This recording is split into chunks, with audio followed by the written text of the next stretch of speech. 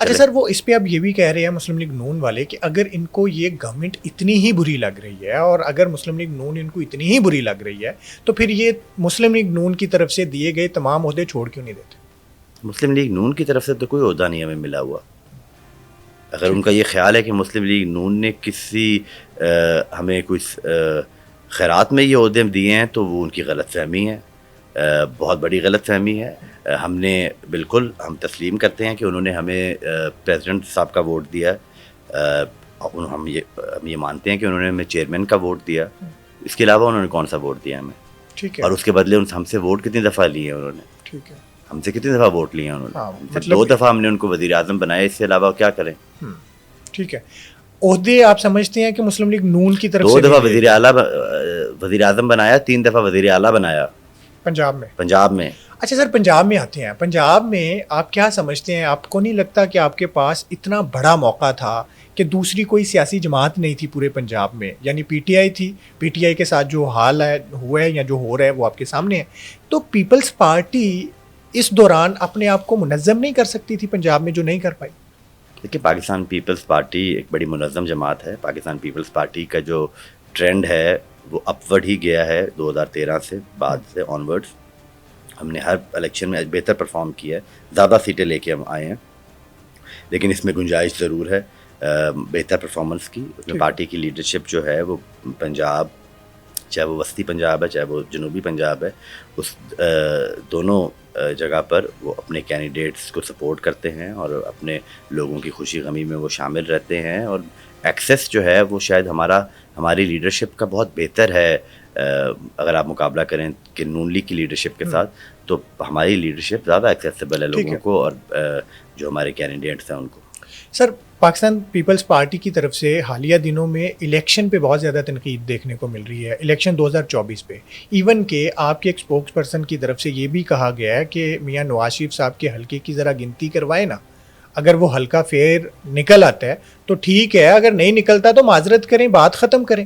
تو آپ کیا بتانا چاہ رہے ہیں کہ مسلم لیگ نون ٹھیک نہیں جیتی ہوئی؟ دیکھیں، جو ہمارے اسپوکس مین ہیں جو انہوں نے بیان دیا اس پہ میں کیا بیان دے سکتا ہوں؟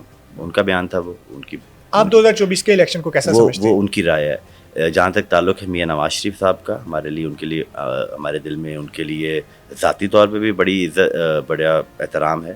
اور ہماری جماعت نے کی جو تربیت ہے، ہمارے جو کو چیئرمین ہیں آصف علی زرداری صاحب، ان کی جو تربیت ہے وہ ایسی ہے کہ ہم میاں صاحب کا دل سے احترام کرتے ہیں، دونوں بھائیوں کا احترام کرتے ہیں. ان کی جو بیٹی ہیں مریم نواز شریف صاحبہ، ان کا ہم احترام کرتے ہیں، اور اسی احترام کی وجہ سے تو ہم اس وقت کولیجن میں ہیں.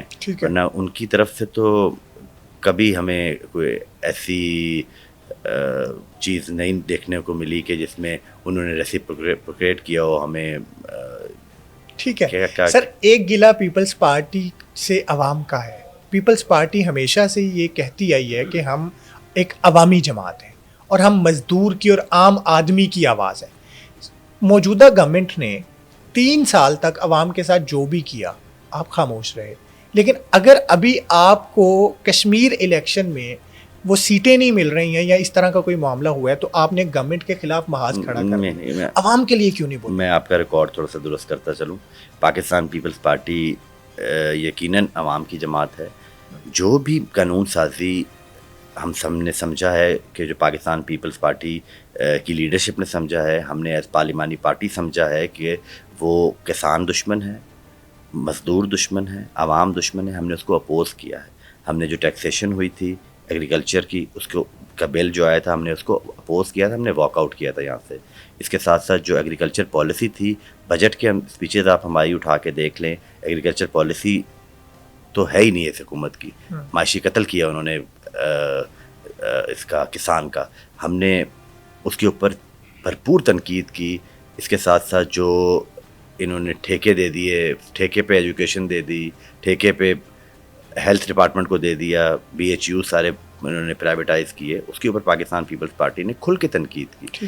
ہم نے ہمیشہ عوام کے جو ایشوز تھے ان کو سامنے رکھ کے، ٹیچرز کا ایشو تھا سب، ہم نے اس کے اوپر بڑا ووکلی کیا ہے. ہم تعداد میں اگر تھوڑے ہیں اس کا یہ مطلب نہیں ہے کہ ہم نے اپنا جو فرض ہے وہ ادا نہیں کیا. ہم ہے. نے اپنا فرض بالکل بہت اچھے طریقے سے ادا کیا. ایز پارلیمانی پارٹی ہم نے اس گورنمنٹ کو آڑے ہاتھوں لیا ہر ایسے ایشو پہ جس ایشو کے اوپر عوام کو انہوں نے تکلیف پہنچائی ہے. سب سے بڑھ کے جب فلڈ آیا اب اس کے اوپر اس حکومت نے بہت وعدے کیے فلڈ وکٹم کے ساتھ. ہمارے جنوبی پنجاب کے جو علاقے ہیں اس میں لوگ 10 سال پیچھے چلے گئے ہیں جو فلڈ سے افیکٹ ہوئے ہیں. بالکل ان کے ایشوز کے اوپر ہم نے وزیر اعلیٰ سے اور اس حکومت کو سے بہت مطالبے کیے ہیں کہ آپ نے جو وعدے کیے ہیں وہ پورے کریں, لیکن افسوس تھے وہ وعدے پورے آج تک نہیں ہوئے. ٹھیک ہے. ہم جنوبی پنجاب کا ایشو جو ہے اس کو ہم نے ٹیک اپ کیا ہوا ہے. وہ ہماری ایک بڑی جینون ڈیمانڈ ہے عوام کی. ہم اس کا ووٹ لے کے اس ہاؤس میں آئے ہیں. تو ہم نے اس ایشو کے اوپر بھی حکومت کو بارہا دفعہ ہر بجٹ کی تقریر میں آپ اٹھا کے دیکھیں ہم نے بات کی ہے اور ہم نے کہا ہے کہ یہ ایک ان کی ایک جینون کنسرن ہے. 12 کروڑ کے ملک ہوتے ہیں, 12 کروڑ کا صوبہ ان گورنیبل ہے. کتنی دفعہ وزیر اعلیٰ صاحبہ ساؤتھ پنجاب کے دورے پہ آئی ہیں؟ ٹھیک ہے. آپ بتا دیں گنتی کیا ہم گن سکتے ہیں ہاتھ کے. ٹھیک ہے. اچھا آپ چاہتے ہیں کہ پنجاب کے اندر جو زیادہ صوبے بنانے والا ایک نیا مطالبہ سامنے آ رہا ہے پیپلز پارٹی, نیا نہیں ہے بھائی یہ. ٹھیک ہے. اگر نئے صوبے بنتے ہیں تو پنجاب میں کتنے صوبے بننے چاہیے؟ میں آپ کو اس کی صوبوں کی بات ہے, اس کی ایک اور ڈیبیٹ ہے. یہ دیکھیں پاکستان ایک ایسا ملک ہے جو صوبوں نے بنایا ہے. یہ بات سب سے پہلے ہم سب کو, آپ کے ناظرین کو بھی اس بات کا اندازہ ہوگا. اگر نہیں ہے تو میں بتا دوں کہ پاکستان صوبوں نے بنایا تھا اور اسٹیٹس نے بنایا تھا, جس میں بہاولپور سے کلات کی جو ریاست تھی اس نے وہ بنایا پاکستان. جب پاکستان بن گیا تو 50s کے اندر ہی جو سرائکی بولنے والے لوگ تھے انہوں نے یہ انڈرسٹینڈ کیا کہ سب کو ان کا حق ملا ہے, ان کو ان کے صوبے ملے ہیں. بلوچی بولنے والوں کو ان کا صوبہ ملا ہے, سندھی بولنے والوں کو ان کا صوبہ ملا ہے, کے پی کے پختونخوا بولنے والے لوگوں کو ان کا صوبہ ملا ہے, پنجابیوں کو ان کا صوبہ ملا ہے. بٹ جو سرائکی بولنے والے لوگ ہیں, ہماری جو قوم ہے, ہمیں اپنی صوبہ نہیں ملا. تو وہ ایک تحریک شروع ہو گئی.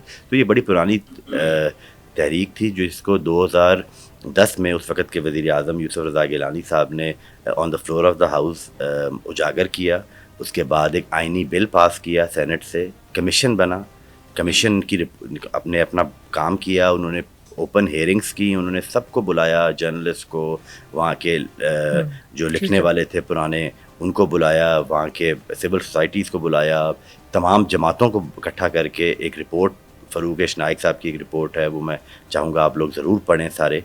جس طرح انڈیا ہے, انڈیا نے صوبے بنائے لیکن انہوں نے ایکسپیریمنٹ نہیں کیا. انہوں نے پہلے کمیشنز بنائے, اوپن ہیئرنگس کی, اور جہاں پر ان کو یہ لگا کہ یہ ایک جینون آرگینک ڈیمانڈ ہے اور ایگزسٹ کرتی ہے, کوئی لیب میں نہیں انہوں نے یہ تجربہ نہیں کیا, انہوں نے سینس لی, اور جہاں پہ ان کو لگا کہ یہ جینون ڈیمانڈ ہے تو انہوں نے صوبہ بنایا. جہاں تک تعلق ہے صوبوں کا, پاکستان میں آج جو کرنٹ ڈیبیٹ چل رہی ہے, میرے نزدیک, کیونکہ میں نے اس سبجیکٹ کے اوپر بہت ٹائم دیا ہے اور بہت میں نے اس کو پڑھا ہے, اس میں کافی سٹیک ہولڈرز ہیں, اور اس طرح سے آپ ایک دم اتنے زیادہ صوبے بنانے ایک بہت بڑا ایکسپیریمنٹ ہوگا.